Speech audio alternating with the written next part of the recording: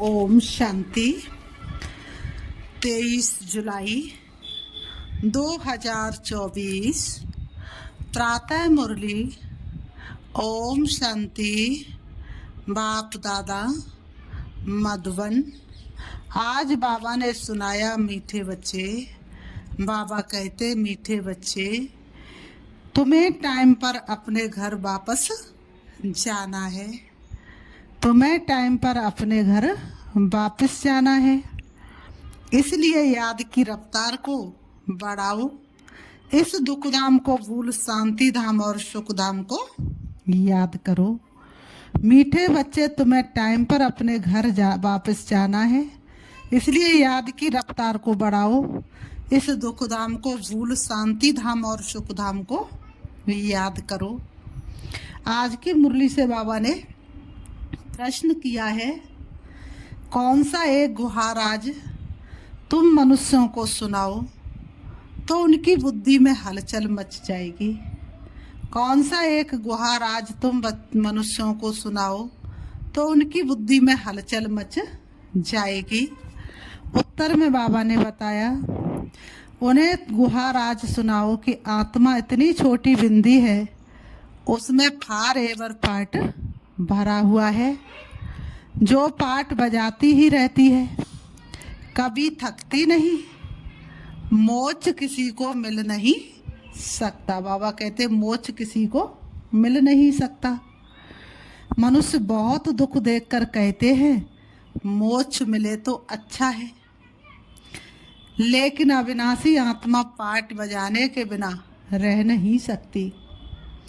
इस बात को सुनकर उनके अंदर हलचल मच जाएगी। इस बात को सुनकर उनके अंदर हलचल मच जाएगी। ओम शांति। मीठे मीठे रूहानी बच्चों को बाप समझाते हैं। यहाँ तो है रूहानी बच्चे, बाप रोज रोज समझाते हैं। बरोबर इस दुनिया में गरीबों को कितना दुख है। बाबा कहते बरोबर इस दुनिया में गरीबों को कितना दुख है। अभी ये फ्लड्स आदि होती है तो गरीबों को दुख होता है ना। बाबा कहते उनके सामान आदि का क्या हाल हो जाता है। बाबा कहते दुख तो होता है ना।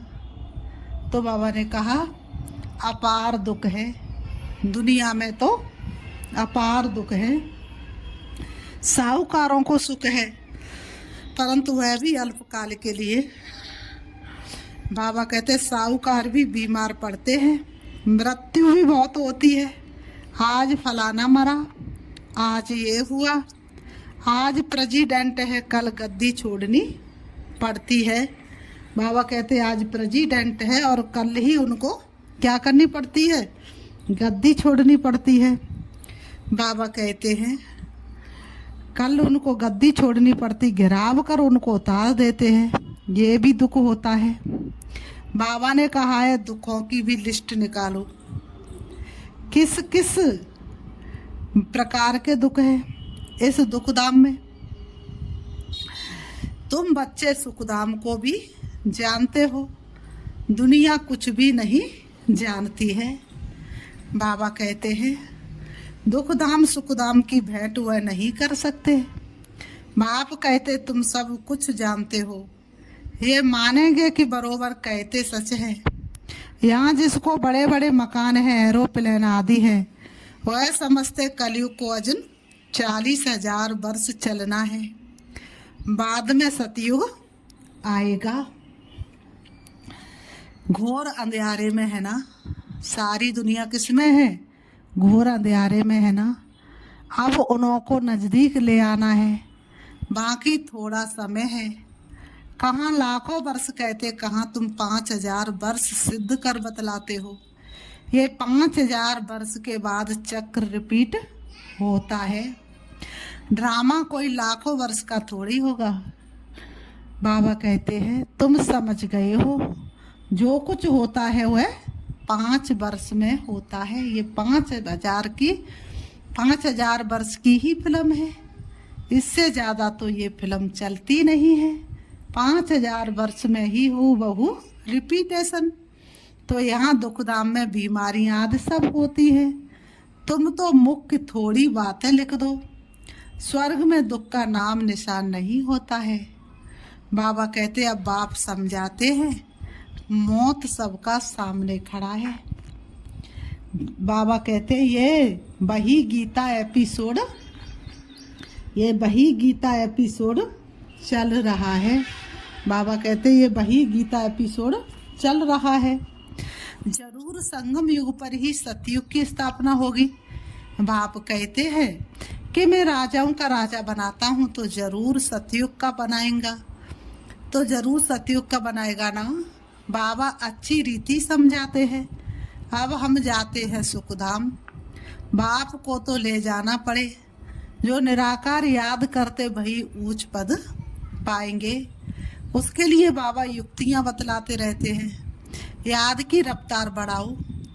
कुंभ के मेले पर भी टाइम पर जाना होता है। तुमको भी टाइम पर जाना है। ऐसे नहीं कि जल्दी जल्दी जाकर पहुंचेंगे, नहीं। ये जल्दी जल्दी करना अपने हाथ में नहीं है।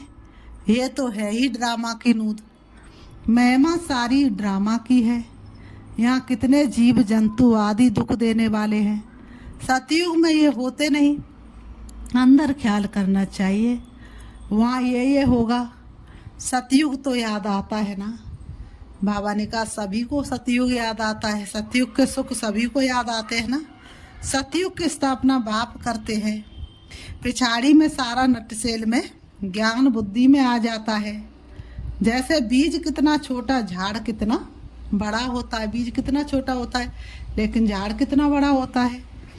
वह तो जड़ चीजें हैं, ये है चेतन। इनका किसको पता नहीं।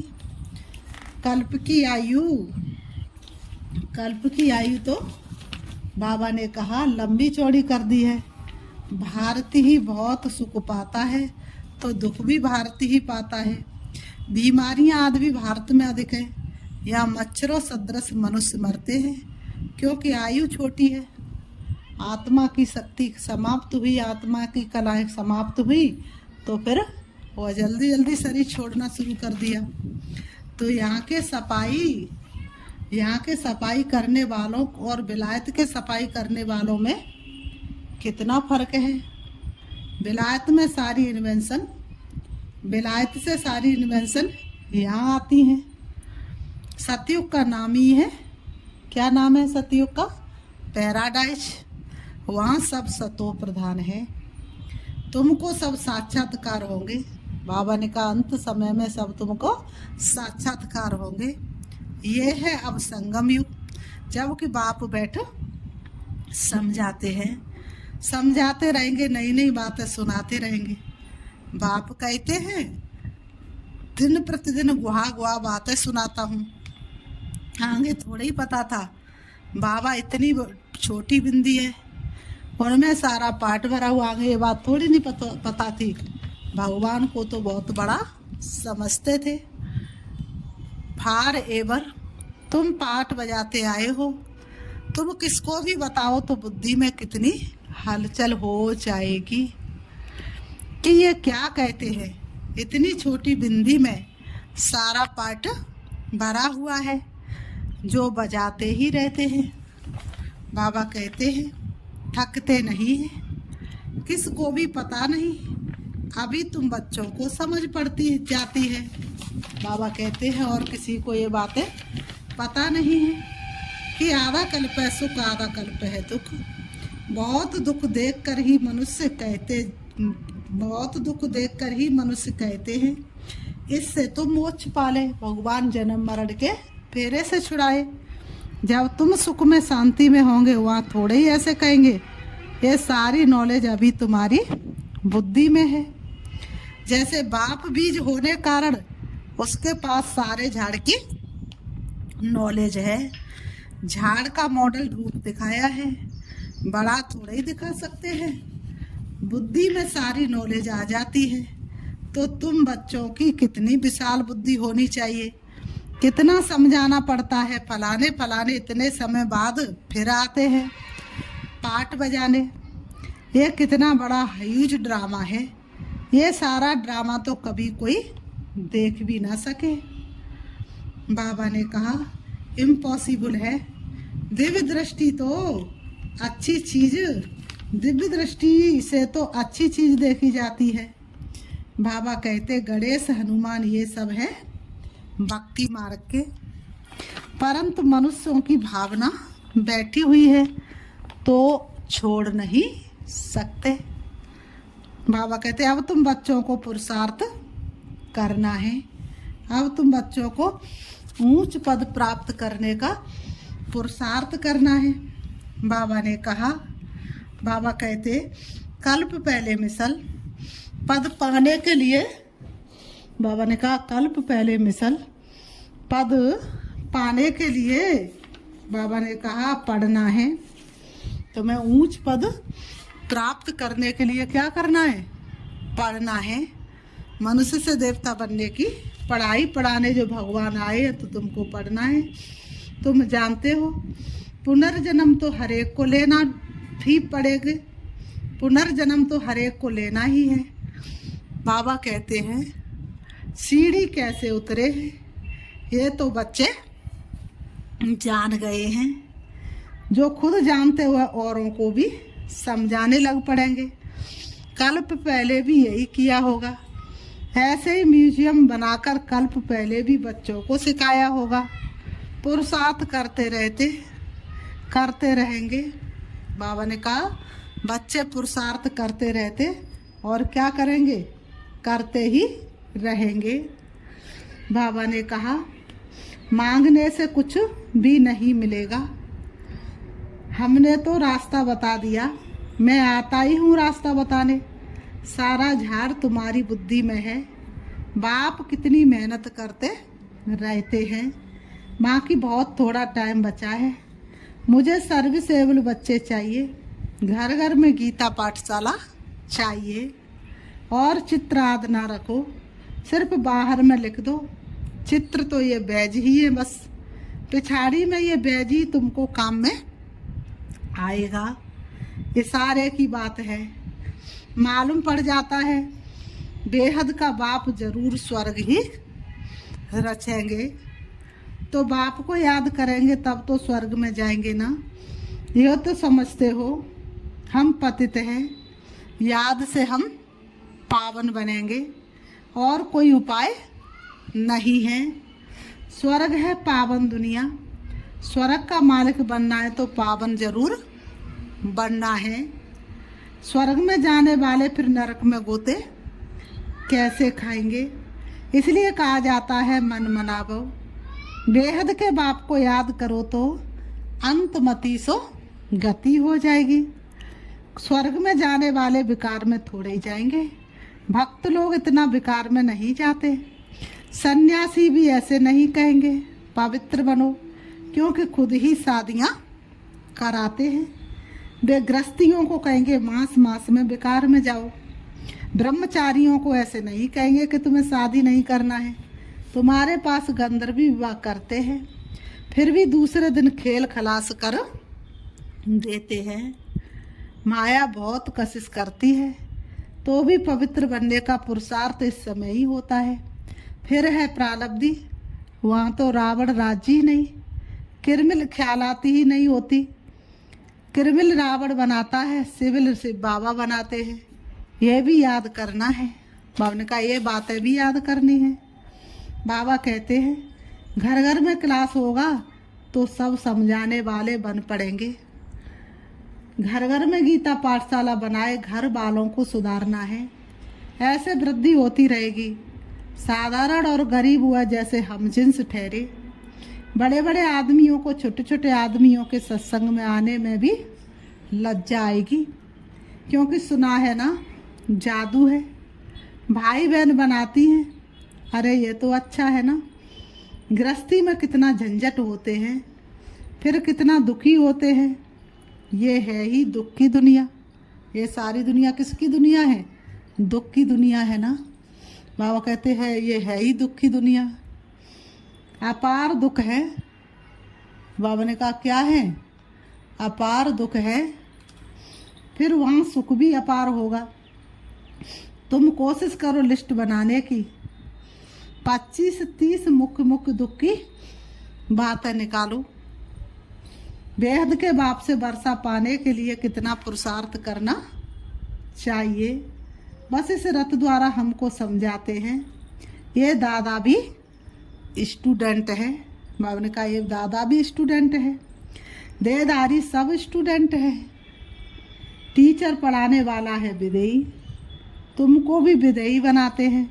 इसलिए बाप कहते हैं शरीर का भान छोड़ते जाओ, ये मकान आदि कुछ भी नहीं रहेगा, वहाँ सब कुछ नया मिलना है। पिछाड़ी में तुमको बहुत साक्षात्कार होंगे, पिछाड़ी में तुमको क्या होंगे, बहुत साक्षात्कार होंगे, ये तो जानते हो। उस तरफ विनाश बहुत हो जाएगा एटॉमिक बॉम्ब से। यहाँ के लिए है रक्त की नदियाँ, इसमें टाइम लगता है। यहाँ का मौत बड़ा खराब है। ये अविनाशी खंड है। नक्शे में देखेंगे हिंदुस्तान तो एक जैसे कोना है। बाबा ने कहा नक्शा देखेंगे तो क्या दिखाई देगा, हिंदुस्तान तो जैसे कि एक छोटा सा कोना है। ड्रामा अनुसार यहाँ उनका असर आता ही नहीं है। यहाँ रक्त की नदियाँ बहती हैं। अभी तैयारियां कर रहे हैं, हो सकता है पिछाड़ी में इनको बम्स भी लोन देंगे। बाबा कहते बाकी वह बम्स जो फेंकने से ही दुनिया ख़त्म हो जाए। बाबा ने कहा वह थोड़े ही लोन पर देंगे, हल्की क्वालिटी देंगे। काम की चीज़ें थोड़ी ही किसको दी जाती हैं। बाबा ने कहा काम की चीज़ें थोड़ी ना किसी को दी जाती हैं, हल्की चीज़ दे देते हैं ना। इसलिए बाबा कहते हैं विनाश तो कल्प पहले मिसल हो ही जाना है। कितनी भी कोई कोशिश करे विनाश तो हो ही जाना है, नई बात नहीं। अनेक धर्म विनाश, एक धर्म की स्थापना। भारत खंड कभी विनाश को नहीं पाता है, भारत खंड को अविनाशी खंड कहा जाता है। बाबा ने कहा कुछ तो बचने ही है, सब मर जाए तो फिर प्रलय हो जाए, तो प्रलय तो दुनिया में होती नहीं है। दिन प्रतिदिन तुम्हारी बुद्धि विशाल होती जाएगी, तुमको बहुत रिगार्ड रहेगा। अभी इतना रिगार्ड थोड़ा ही है, तब तो कम पास होते हैं, बुद्धि में आता नहीं है। कितनी सजाएं खानी पड़ेंगी, फिर आएंगे भी देरी से। गिरते तो फिर की कमाई चट हो जाती है। अगर गिरते तो क्या होती है की कमाई चट हो जाती है, काले के काले बन जाएंगे, फिर वह खड़े हो ना सके। कितने जाते हैं और कितने जाने वाले भी हैं, कितने तो ज्ञान में चल के चले जाते और कितने जाने वाले भी हैं। खुद भी समझ सकते इस हालत में शरीर छूट जाए तो हमारी क्या गति होगी। समझ की बात है ना। बाप कहते हैं तुम बच्चे हो शांति स्थापन करने वाले, तुम्हारे में ही अशांति होगी तो पद भ्रष्ट हो जाएगा। तुम ही अशांत होंगे तो पद भ्रष्ट हो जाएगा। किसको भी दुख देने की दरकार नहीं है।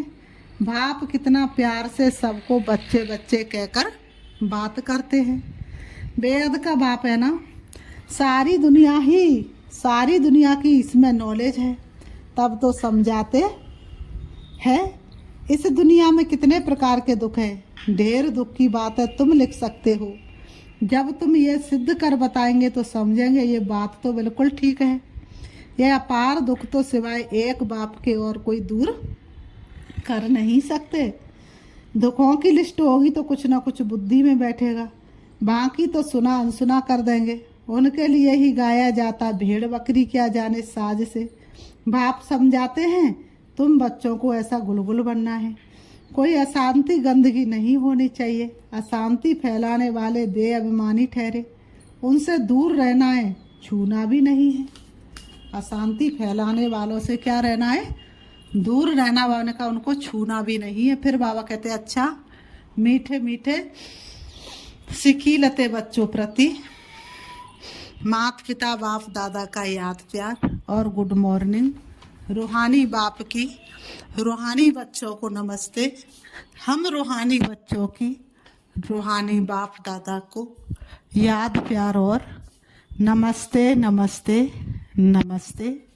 धारणा के लिए मुख्य सार नंबर 1, जैसे पढ़ाने वाला टीचर विदेयी है, उसे देह का भान नहीं, ऐसे विदेयी बनना है।